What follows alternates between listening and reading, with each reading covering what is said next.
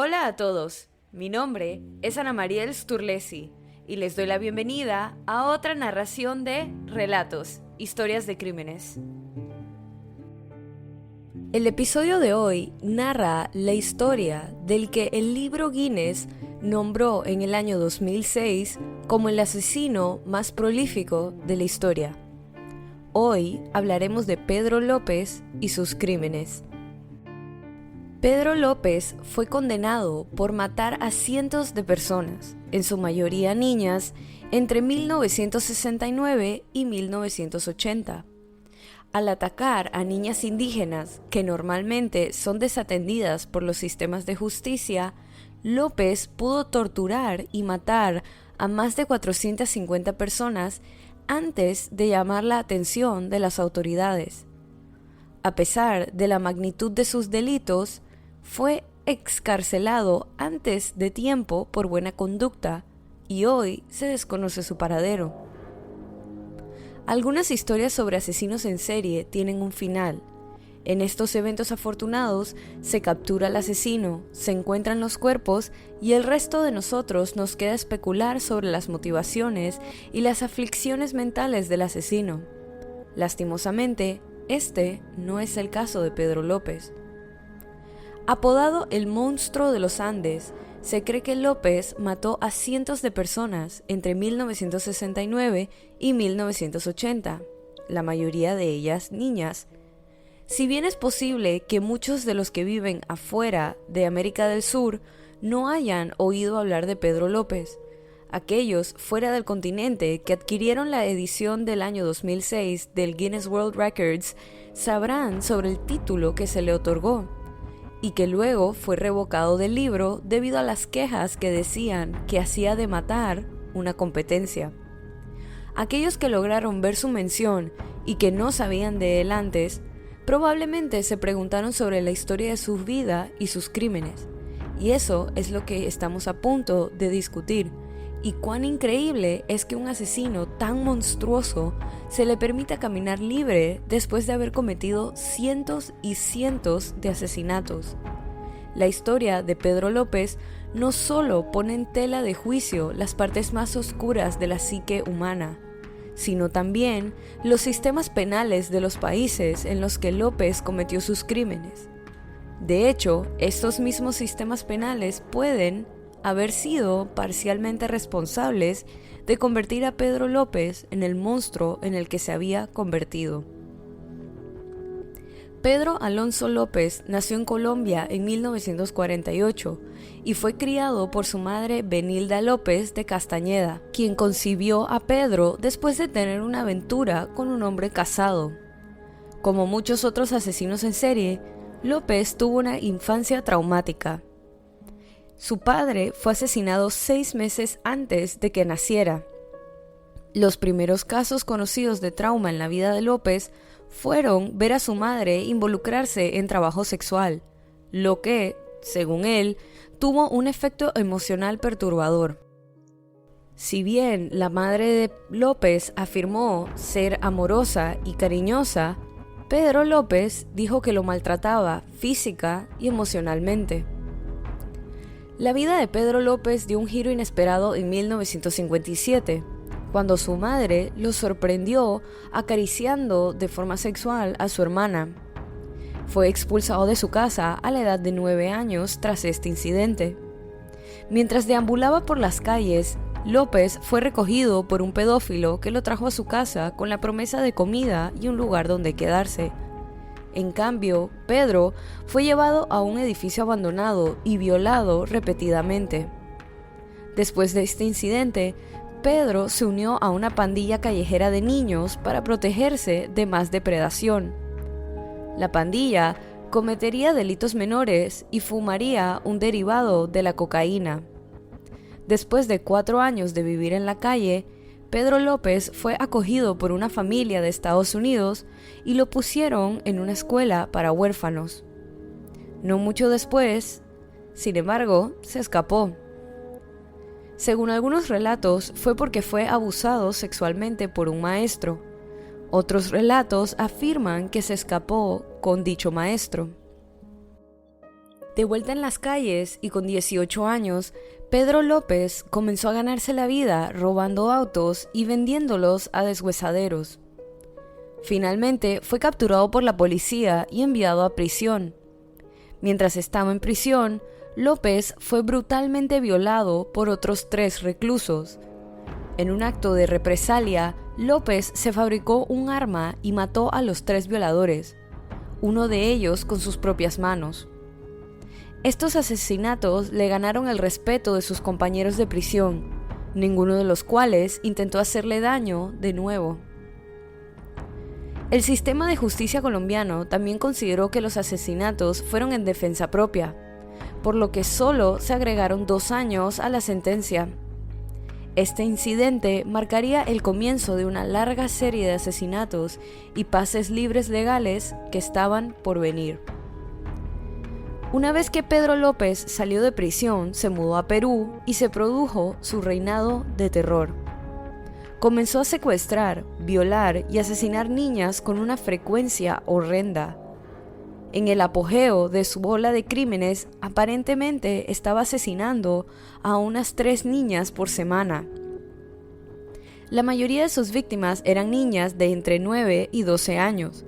Cuando se le preguntó sobre su motivación para matar niñas, dijo: "Perdí la inocencia a los 8 años, así que decidí hacer lo mismo con tantas niñas como pudiera". López acechaba a sus víctimas desde lejos, a veces durante varios días antes de hacer su movimiento. Luego secuestraría a la víctima, la llevaría a un lugar apartado, la violaría y las estrangularía hasta la muerte y enterraría sus cuerpos en tumbas poco profundas.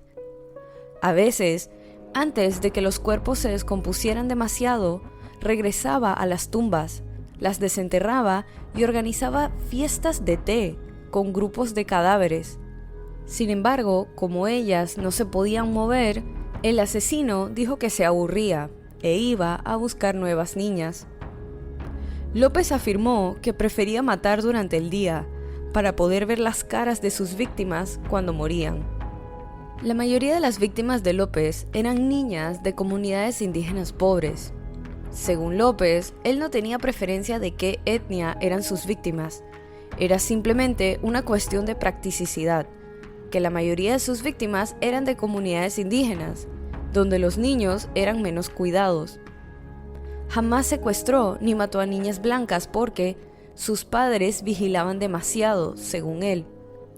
En una ocasión, después de mucha sospecha puesta sobre él por parte de los indígenas, fue sorprendido en el acto de intentar secuestrar a una niña de una de estas comunidades, ofreciéndole regalos a plena luz del día, porque pensaba que si lo hacía de noche, la niña no confiaría.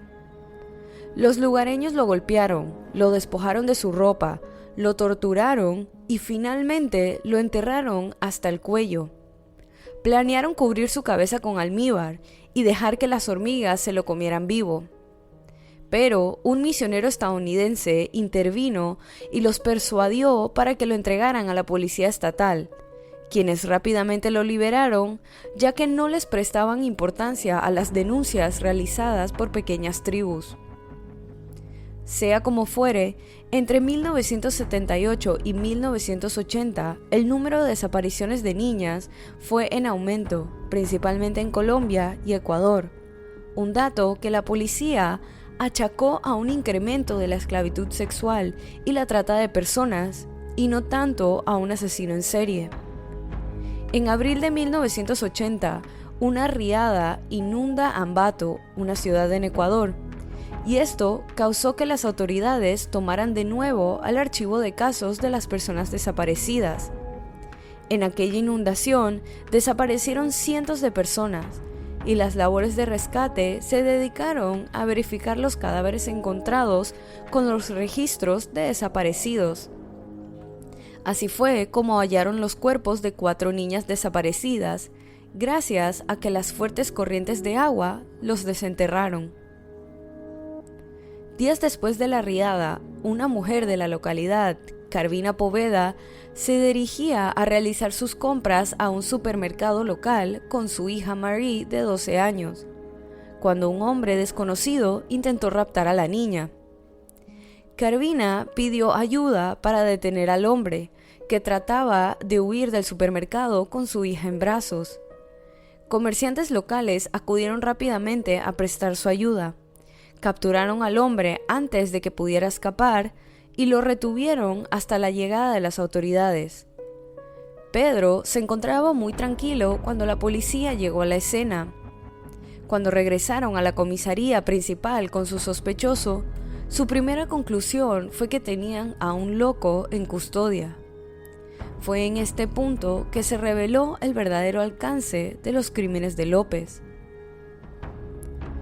Una vez en la oficina principal de la comisaría, Pedro se negó a cooperar con las autoridades y permaneció en silencio durante todas las preguntas del interrogatorio.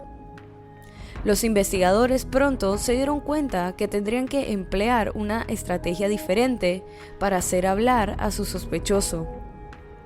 Uno de los funcionarios pronto sugirió que llamaran a un sacerdote, el padre Córdoba Gudino, que conoció en prisión y mantuvo conversaciones en una celda con Pedro. El diseño de la estrategia de la policía era que el padre Gudino se ganara la confianza del sospechoso y reconociera sus crímenes. Al momento, Pedro empezó a hablar, y al día siguiente ya había revelado actos tan repulsivos de violencia que el padre Gudino no pudo oír ninguno más y pidió que le sacaran de la celda. El asesino llegó a declarar: obligaba a la niña a tener sexo conmigo y ponía mis manos alrededor de su garganta. Cuando el sol salía, la estrangulaba. Solo era bueno si podía ver sus ojos. Nunca maté a nadie de noche. Habría sido un desperdicio en la oscuridad. Tenía que verlas a la luz del día. Había un momento divino cuando ponía mis manos alrededor del cuello de las niñas y observaba cómo se iba apagando la luz de sus ojos. Solo aquellos que matan saben a qué me refiero. De cualquier modo, nunca se supo nada más de las declaraciones e investigaciones acerca de estos asesinatos. Pero, según él, quería tocar el placer más profundo de la excitación sexual más profunda antes de que su vida se marchitara. Al principio, los interrogadores creyeron que López era parte de una pandilla que había estado secuestrando niñas en Ambato. Nadie podría haber imaginado que tantos niños desaparecidos pudieran ser rastreados hasta un solo hombre. Sin embargo, López finalmente confesó que había matado a una de las niñas desaparecidas que buscaban la policía. Cuando los oficiales le preguntaron si había asesinado a más niñas, respondió: más de 200 en Ecuador, algunas decenas en Perú y muchas más en Colombia. Dijo que mató más en Ecuador porque las niñas allí eran más confiadas e inocentes.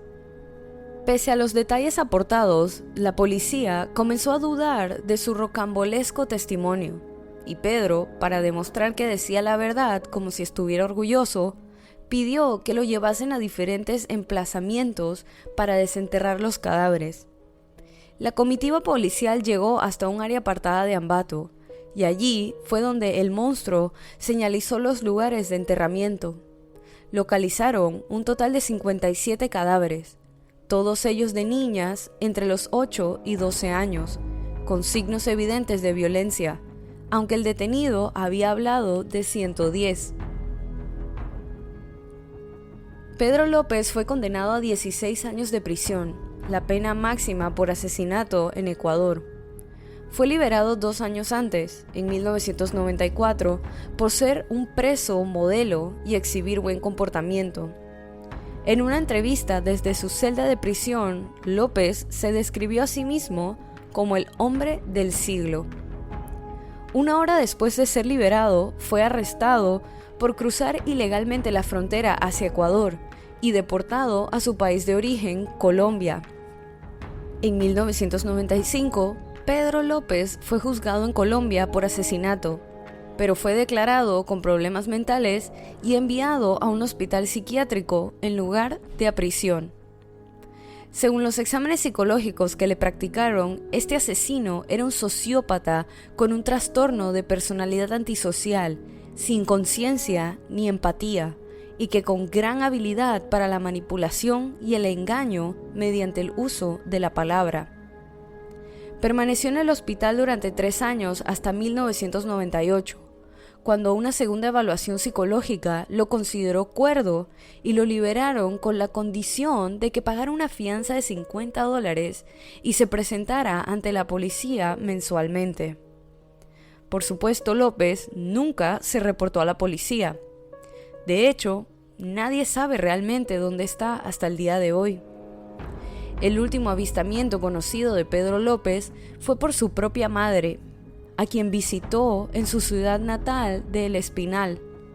Cuando llegó a su casa, su madre estaba segura de que Pedro estaba allí para matarla.